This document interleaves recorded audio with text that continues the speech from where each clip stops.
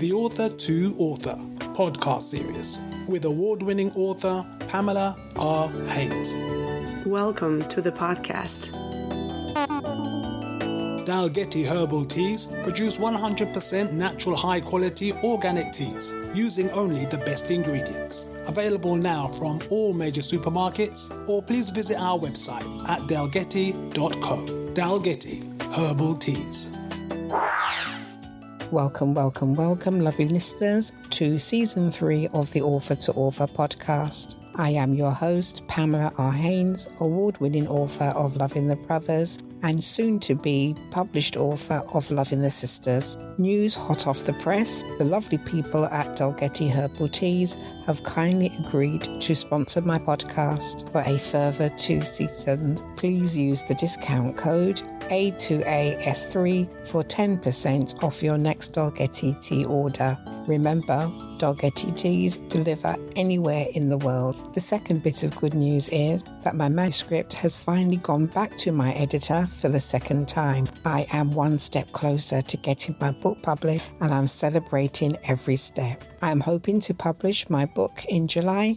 Just to let you know, there are still outstanding competition prizes from last season. Why not have a listen to episodes 6, 7 and 8 and answer the competition question for your chance to win a copy of the guest author's books, along with a selection of Dalgety tea. You've got to be in it to win it. Lastly, I'm excited to bring you 10 more self-published authors who have written books in all different genres. With my new book, Loving the Sisters, on the horizon, I thought it would be fitting to have a conversation with my beautiful sisters, Janette and Lorraine. Let's jump into episode 0. See you on the other side.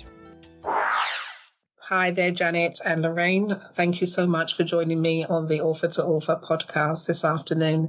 Janette, introduce yourself to my audience. Tell us a little bit about yourself. I'm Janette. I'm one of 5, second in line. I'm a very sporty person. I play both tennis and netball for a club. I enjoy reading, and I have enjoyed reading for a while, but since Pamela's written her book, I enjoy proofreading also. Happily married for the last 20 years and looking forward to retiring soon. Fantastic. Thank you very much for Janette. And you, Lorraine? So I'm Lorraine. I'm the youngest of the 5. Things I enjoy is to eat, nice places, nice restaurants, trying different food, trying different cocktails.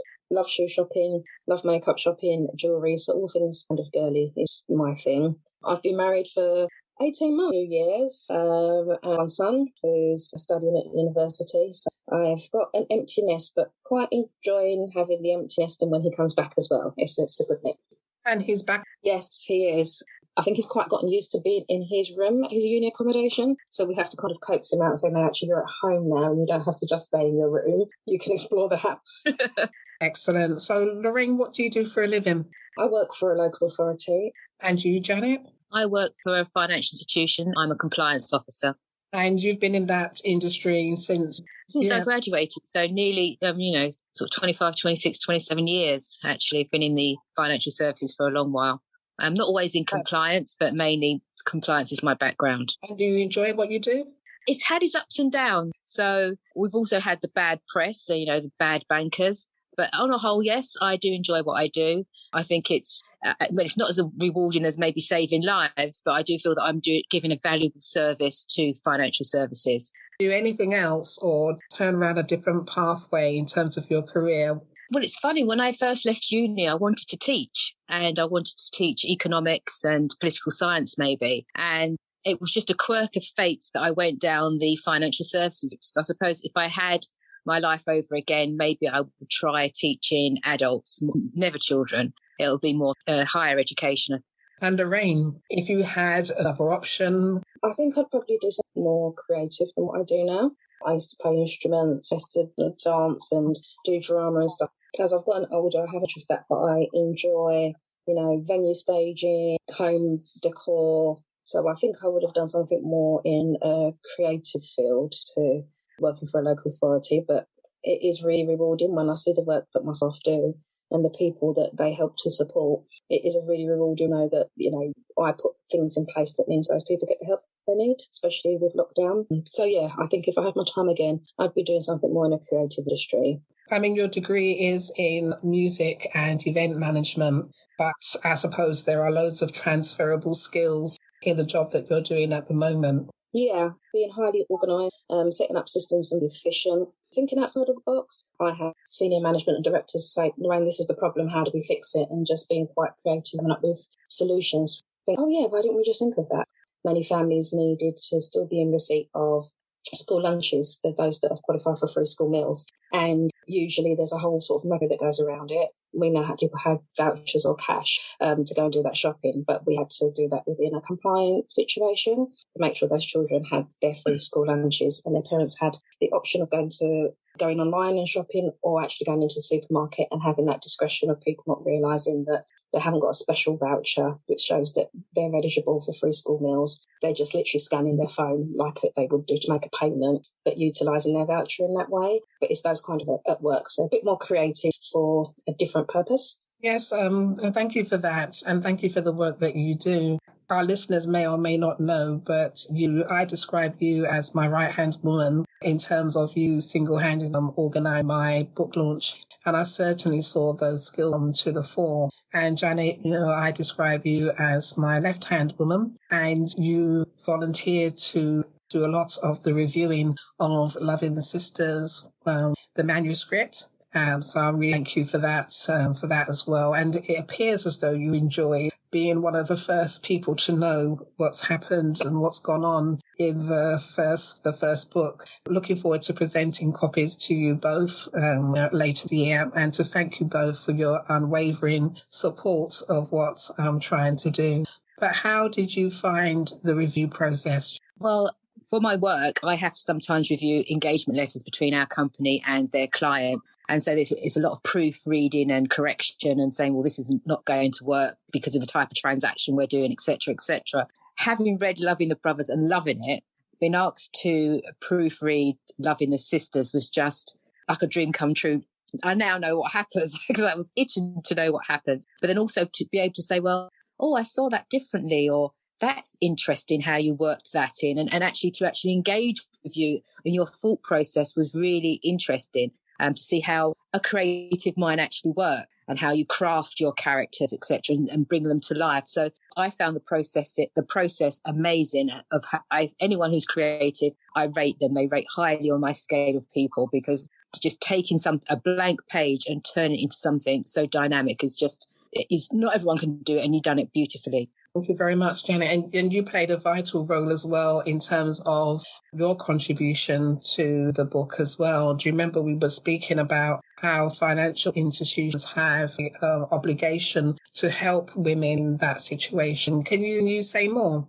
Financial institutions are learning and adapting all the time.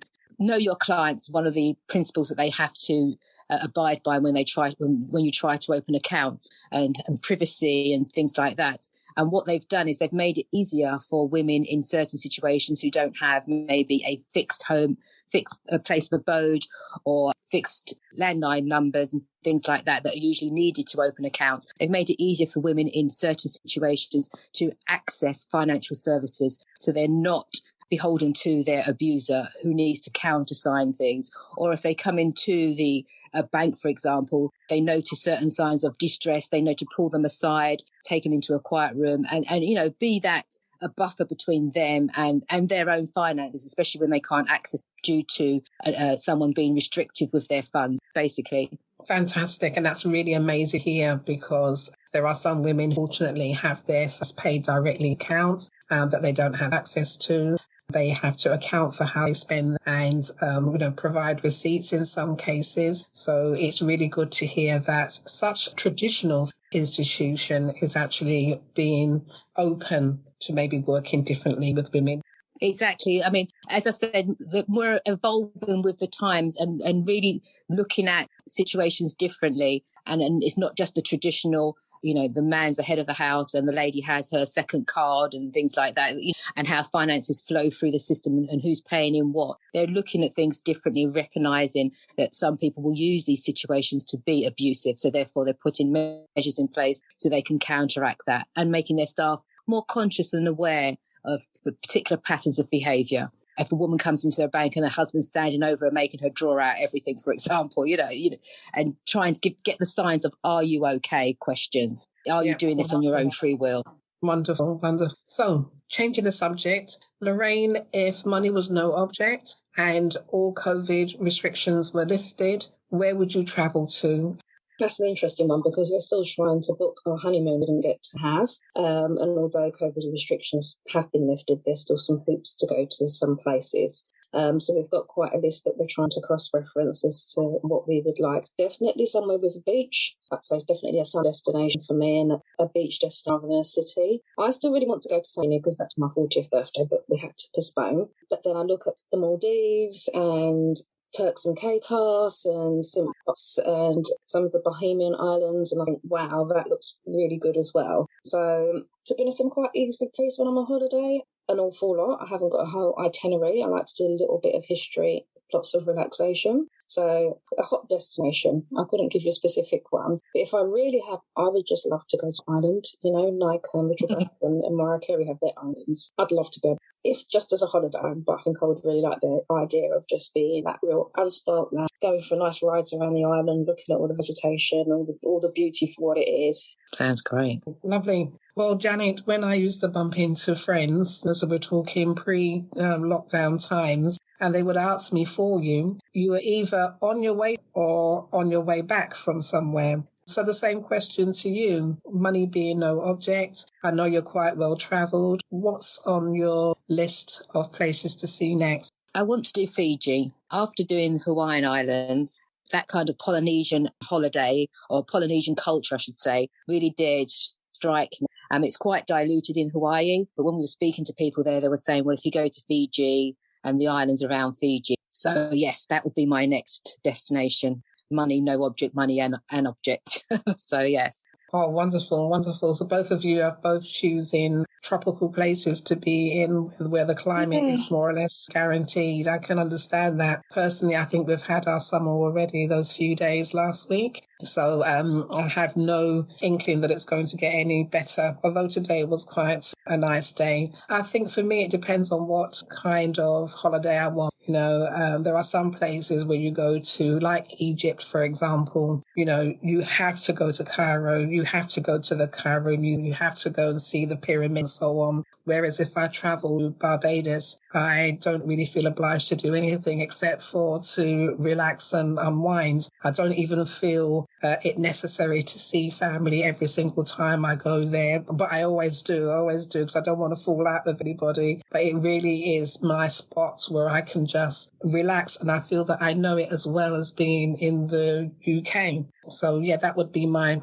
place to go if I'd be to go else. So was there anything in particular that you wanted to ask me? Yeah, I had a question. So when you wrote Love in the Brothers, did you know that there was Love in the Sisters in the background, or was it you got to the end and thought, I haven't quite finished yet?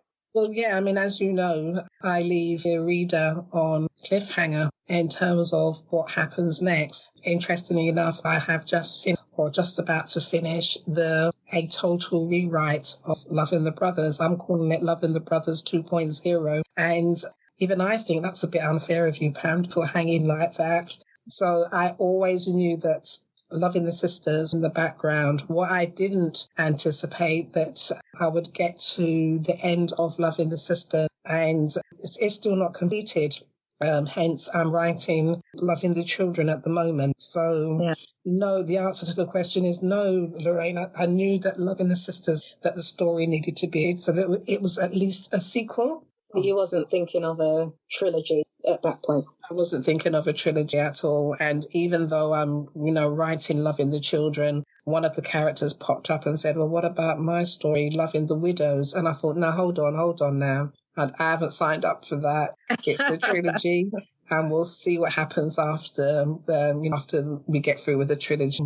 I'm excited. I spoke to my editor yesterday, and she confessed that one of the books that she read, she edited it, but she didn't enjoy it. But so far, she has started in Loving the Sisters, and she's intrigued to keep reading and to find out what's next. And that's always good when an editor tells you that they are invested in the story. Pam, you've often talked about maybe it going onto the screen or either as a film or on TV. And you've also spoken about, I'd love so-and-so to play so-and-so, etc., etc. But if you had to play one of the characters, what one would you play?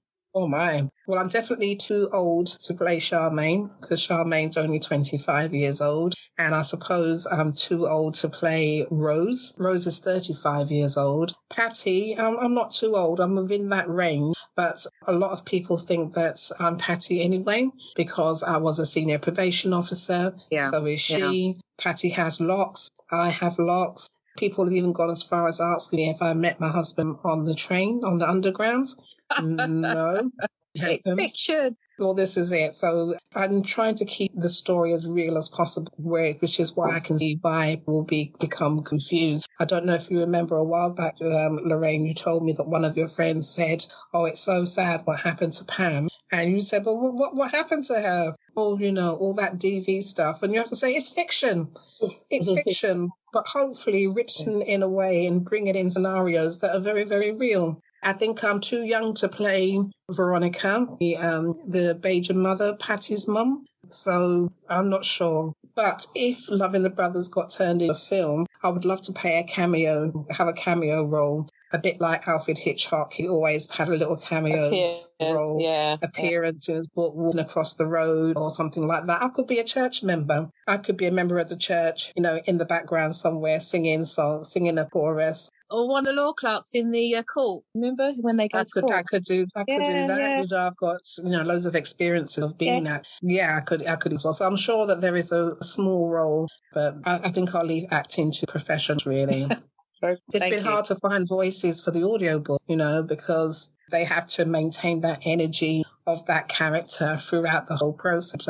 Be very hard as well. I listen to a lot of books, and one of my pet hates is the voice. If it doesn't fit with what I imagined that person to be, it can spoil the whole experience. Fortunately, with the women that I've chosen, I really like their voices, and they're able to carry off Patty, Charmaine. It's funny you should say that, Pam, because sometimes after you've read a good book and then you go and see the film, you're like, I had so-and-so down for that, and that character didn't really come alive. So it's interesting you said that you really thought carefully about the voices for your audiobook, because it makes a difference, doesn't it? Oh, absolutely. And I've had people volunteering to be Patty's mum and to narrate her. And I've had people volunteer that they could probably do it a lot of justice. I've had actors like Quincy wanting to play. Everybody wants to play Marcus. Nobody wants to play Manly or Junior, but they're all pushing themselves to play Marcus. I've had at least two people. Another DJ friend of mine, whose name is Marcus, wants to play Marcus as well, even though Marcus is very, very young in comparison to them. But if it is turned into a play or film, I see it a bit like This Is Us. But I like the jumps backwards, like the jumps forwards. I like how they've sliced it, and I like how it's intergenerational. So who knows? I'm putting it out there in the universe, as they say, to see what comes back. But I do think it does lend itself to either a feature film or a Netflix type series. Janet, what does retirement look like? Retirement looks, it's hybrid. I like that word now. I've been using it for the last 2 years.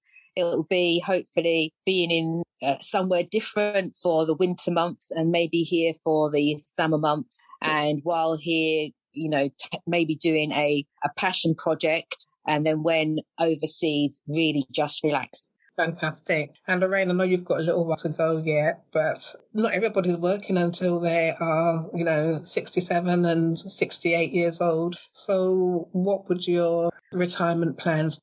I really like the idea of one of these retirement villages I've seen here in the UK, where they've got Michelin-star restaurants and bars and function rooms, and you have your own accommodation, so to speak, but it's like a bit of a gated community. So that's definitely something that we've been looking into as an option for retirement. I'll give up work, I'll be your event manager. And I can retire off of the millions that will come in. That's plan B. My son has to retire me by the time I'm 50, so he's only got a few years left. But the amount of money that I've invested in his education, again, I'm expecting a return on my investment. Really looking to family to retire me. But worst come my local government, I do think we'd be spending some time here in the UK, definitely children and my husband's grandchildren, because it's be close to them. And then, we'll go over and spend a bit of time, I reckon, for the year there, just do some cruises and some tours. I don't really want to feel fixed. I think when you work full time, you're quite rigid in, I have to do this at this, I have to, I finish work at that time, plan everything. I want my retirement to be a bit more fluid, a bit more organic, a bit more go with the flow. So if I want to 3 months out in the West Indies or on another island, I'm able to afford that and have somebody else make my bed and feed me. Why not? So would like to have a base here in the UK, but quite fluid about what I do when the winter I'm here and where I decide to sort of decant for the winter months. Yeah, I mean, I'm in between, Sometimes I feel a place warmer climate and then I complain about the heat. And then when I'm here and the winter months starts licking me, I think to myself, oh my gosh, I should be in the Caribbean. So a bit miserable in that respect. But I'm loving the idea in terms of spending part of in warmer climates and then the other part of the year when we have a few days of summer here and spending time catching up with family and friends as well. That sounds really good. For me, I just want to good health so that I can. So, that's it. And I wouldn't want to be, so wherever I happen to be, I just see it. I enjoy my independence. So I like the idea. It can be fluid, as Lorraine said, just get up, put my rucksack on and go out for the day and not feel as though I'm trapped because of issues with my health and so on. So, I take all of those things on board as well. Did you have any more questions for me before we go? What made you first pick up the pen? What made you think, I've got a story to tell and I want to do it in this format? Well, originally it was supposed to be an anthology. So I've had the title Loving the Brothers for about 20 years. It's been something that's on my bucket list, like going on a cruise,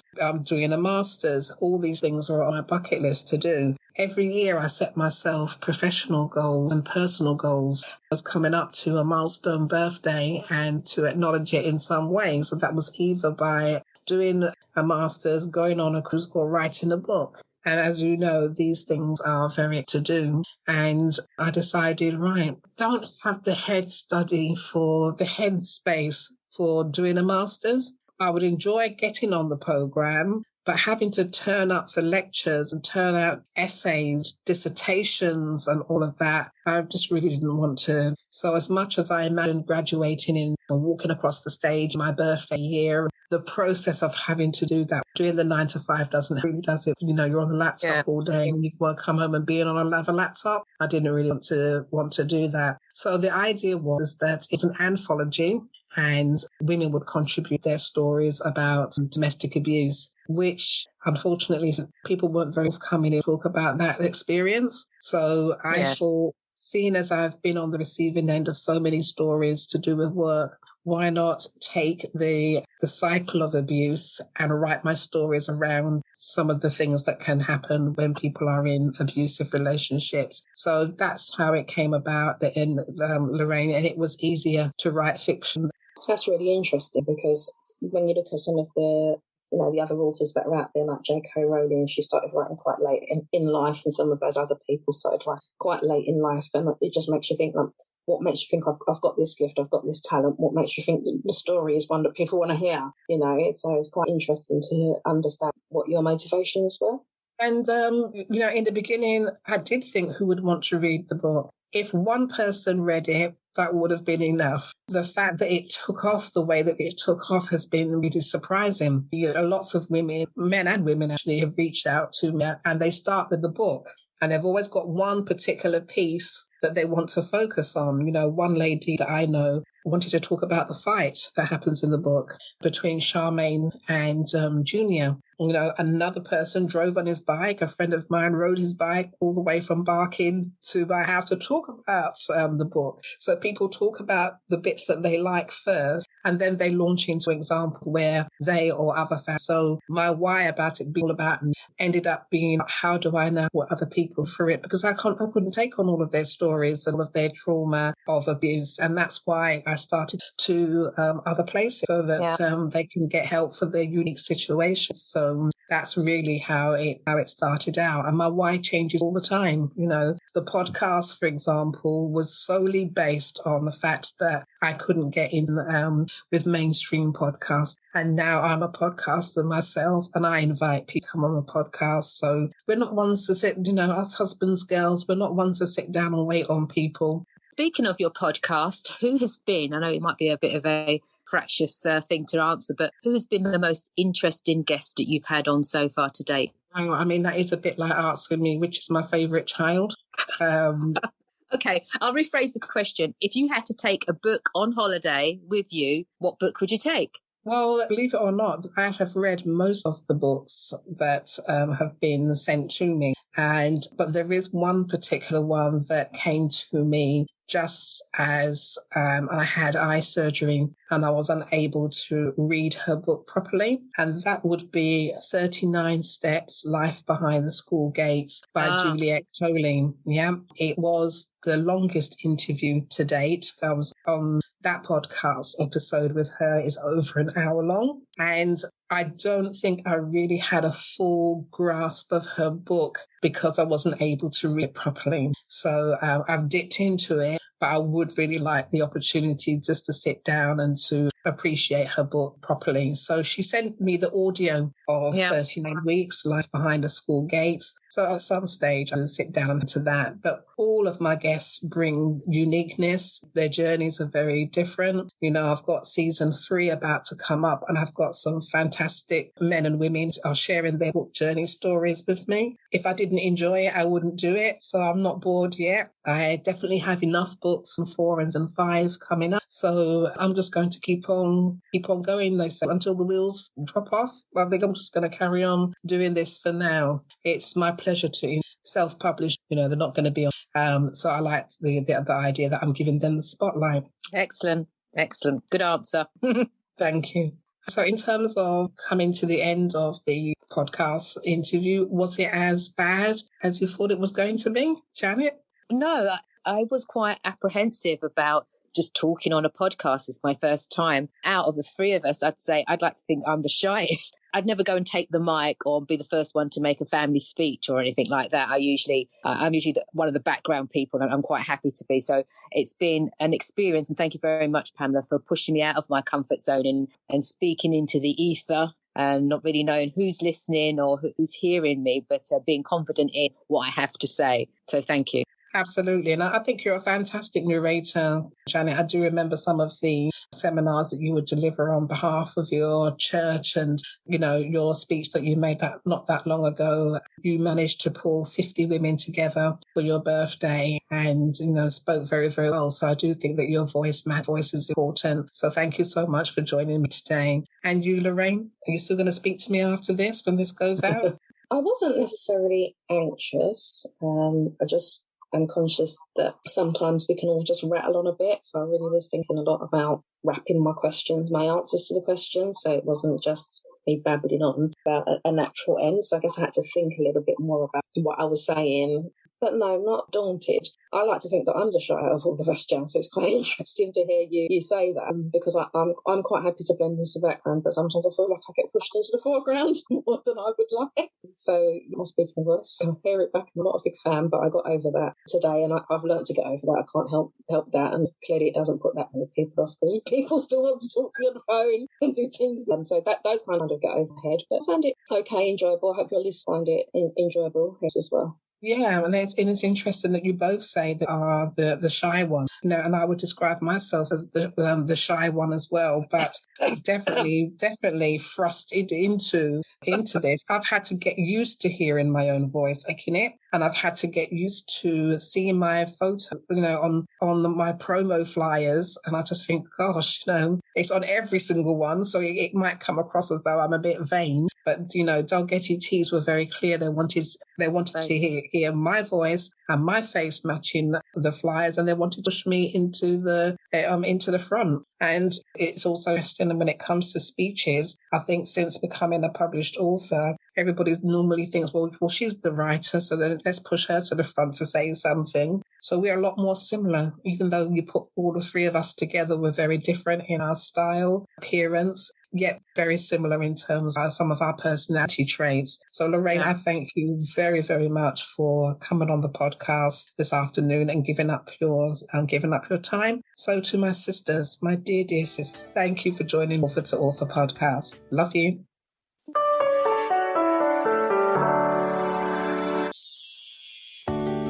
I hope you enjoyed listening to episode 0 of the Author to Author podcast. It's competition time now, and the question is, what does retirement look like for Janette and Lorraine?